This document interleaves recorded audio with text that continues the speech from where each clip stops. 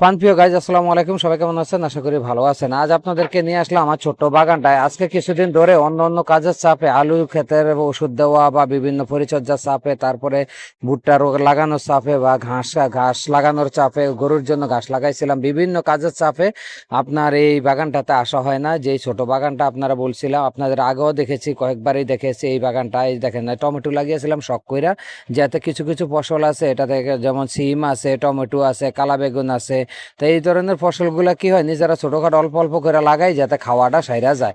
তো আর কিনতে হয় না, বাজার থেকে ফ্রেশ সবজিটা পাইলাম, এটা একটা আনন্দ। যাক আলহামদুলিল্লাহ, আজকে আসলাম, আইসা দেখেন এই যে এগুলোর আইসা দেখি গাছগুলো এত দাফিয়ে গেছে, মানে এত বড় হয়ে গেছে, একেবারে জঙ্গল হয়ে আছে।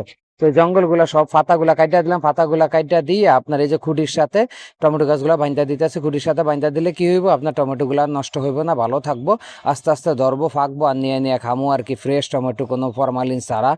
তো আপনাদের সাথে শেয়ার করলাম, ব্যাপারটা কেমন হলো অবশ্যই জানাবেন। আর আপনাদের যদি কোনো জায়গা থেকে থাকে বা ছাদে পারেন, অল্প অল্প এই ধরনের সবজি লাগাইতে পারেন, যাতে আর বাজারে গেলে কিনতে হবে না, নিজেরা নিজেরটা খাইতে পারবেন ফরমালিন মুক্ত।